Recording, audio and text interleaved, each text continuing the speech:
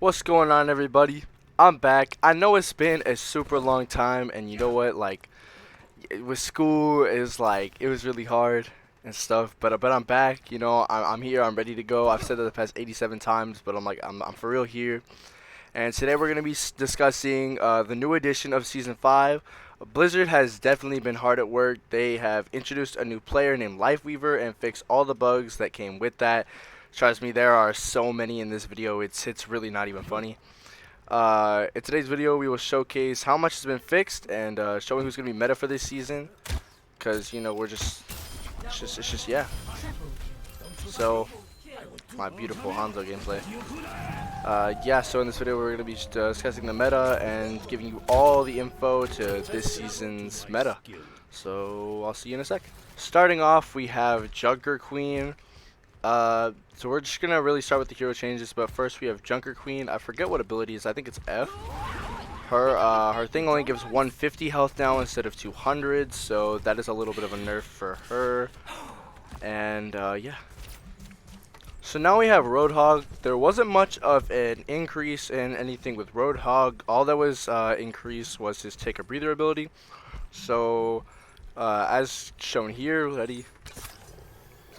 He has a 2.5 second healing amplifier by 15% after finishing the take a breather ability, and that's it for Roadhog. Our next new thing is our beautiful hero Cassidy. He has tons of new things, starting where his magnetic grenade no longer has a maximum projectile travel range of 10 meters. The grenade now magnetizes towards an enemy for 1.5 meters away and chases them for up to 1 second. Impact damage increased to 10 from 0. Explosion damage was sadly reduced to 70 from 120, which is kind of sad, but to be honest, I still see a bunch more McCrees or Cassidys than I have in the past. Stuck targets now have their movement slowed by 30%, and stuck targets are now affected by a hindered status effect, interrupting and prevent movement abilities from being activated. This is what the hindered effect looks like. And yeah, that's it from Cassidy. Sorry, I always forget his name. Next up, we have a tiny little patch, or not patch, a little change with McCree. His maximum ammo was increased from 24, and now it is 30. So that's a little thing added with Genji. Love a little bit of Genji going on here. So that's pretty good. My beautiful buddy Hanzo Stormbow now has a maximum damage of 120 from 125, which is a little unfortunate, but it's okay. I mean, it's not too much of a decrease, so I'm not complaining that much. And the Sonic Arrow now lets the enemy team know when it's active. So this right here, it uses the sound and it lets the enemy see that first little bubble come out. So they'll know when to destroy it or whatever if they can. I don't remember if they can or not. But yeah. Now Mei has received an extreme nerf with her endothermic blaster DPS now being 55 from 100. So as you can see here, it's not the greatest. And yeah, her primary fire slow scales from 30% to 50, and her primary fire impact now builds up a slow effect that sticks up to a target for 1.5 seconds and slows them for 1.5, shown right here. And finally, secondary fire impact detonates the slow effect, dealing an additional 40 damage. So, a little bit of Mei action going on here. Nothing really good coming from Mei though, because she's Mei. I mean, look at this, come on. If it really takes you that long to kill a Genji, it's pretty sad. I mean, imagine trying to kill like a Doomfist, just this for this long. That was pretty slow, I'm not gonna lie. I'll probably time it after this to see how slow it really was, but yeah. There's nothing much change with Reaper here, but his Wraith form can no longer be activated while affected by mobility locking effects, so like McCree's stun or really whatever else is, here, so it's alright. I mean, nothing really bad going on here. Tracer received a little baby nerf with her spread being increased by 15%, but nothing really too bad about Tracer. Nothing much you can do with her. She's kind of just there. Widowmaker received a little bit of a nerf with her Widow's Kiss. Scope shot damage fall off minimum maximum range reduced to 40 to 60 meters from 70 to 100. Also, her scopes show maximum damage, fall off, skill are released to 50% from 30%, so you know. Still Widowmaker though. Good old overpowered Widowmaker. One shotting a Doomfist is crazy. Anyways, now we have our beautiful meta support player, and starting off, the little petal ornaments in the back here were reduced by 10% along with the hitbox or whatever. His maximum healing went from 65 to 74. His Thorn Valley damage per projectile increased to 6 from 5. The projectile radius increased to 0.0125 from 0.01. And ammo increased to 70 from 60. The pedal platform walkable area was increased by 15%, and the area to a trigger lift now shrinks from a radius of 2 to 0.75. Life grip cooldown reduced to 16 seconds from 20, and it now heals target ally for 50 health, which is honestly pretty OP. And lastly, the Tree of Life ultimate costs increased by 8%, not much there. Also, I guess I'll just include the last of the support. Moira's Fate can no longer be activated while affected by mobility locking abilities, so I'm glad they got all the little shadow players locked by abilities and stuff. And look how fast this guy shreds. It's pretty insane. Like, let's just test this against like a Roadhog. You imagine getting absolutely shredded by a support player and then being lifted like that. Wait, does it even lift on enemies? I don't know. I don't even have Life Weaver yet. I haven't played this game enough, I'm not gonna lie. I like the little grip though, it's cool. Heals it for 50. Here, I'll show you. Don't die. Okay. We're here. I'll show y'all. Alright, so as you can see here, it healed the friendly bot for 50 HP and pulled it over here as it, you know, waddles back. So that's pretty good. And then this is the beautiful Tree of Life. No physical effects here, just a bunch of patch made it to the map effects that it had. It was really glitchy and stuff, so I'm glad they fixed all that. Moving off of heroes now, we have the fire feature back, and it's called Blazing. The team's most exceptional player will now receive the Blazing effect. The fire effect returns to the hero portrait and the scoreboard with new animations. The Blazing effect now shows in the kill feed. Killing enemies who are on fire grants the fire effect as well.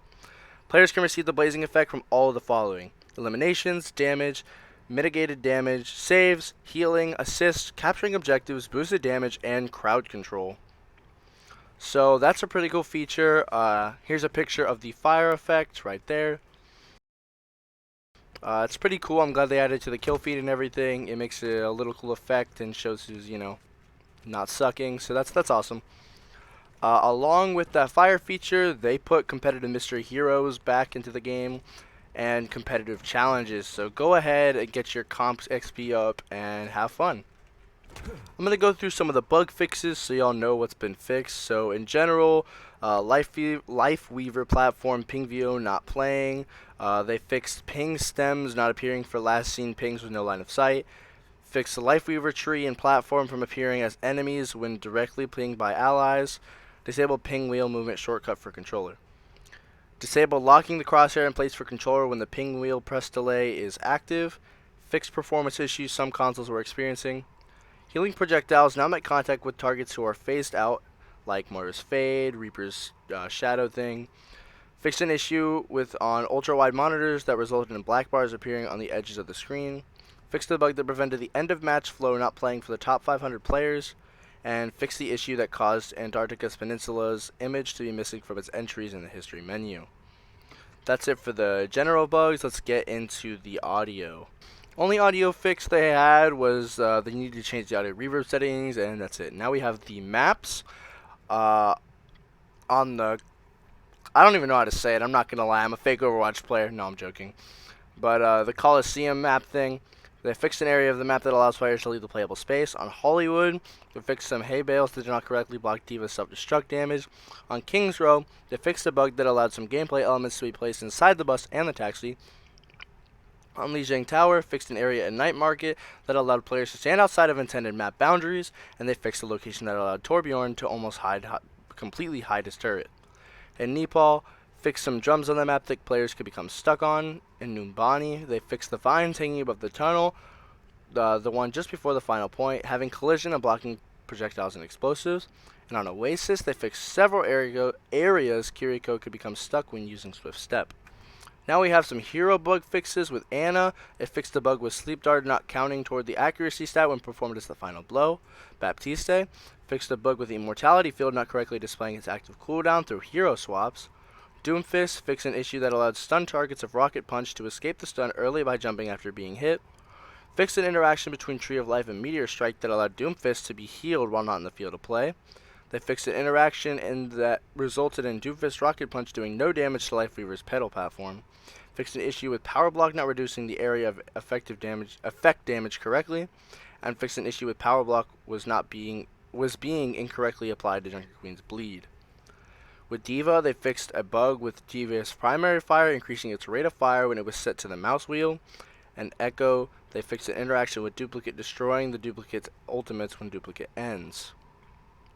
Then there's healing effect that were started during Echo's ultimate will now continue to heal Echo after the ultimate has ended. Fixed a bug where a duplicated Lifeweaver's Tree of Life would not heal anyone after Echo's ultimate has ended, and fixed a bug with sticky bombs not detonating if used right after the duplicate ends. Lifeweaver has a ton of bugs, starting with the Life Grip will now correctly nudge targets around payload obstacles. Healing Blossom and Life Grip targeting now consider both the head and chest of the target as a valid line of sight, allowing targeting around vertical obstructions such as payloads to be more consistent. Fixed a bug that prevented pedal platform from being used as secondary fire was set as the correct confirmation input. Fixed a bug with Life Grip not consistently pulling allies onto ledges if Lifeweaver was airborne. Fixed an issue where Life Gripped allies falling off the map would still die to the death plane.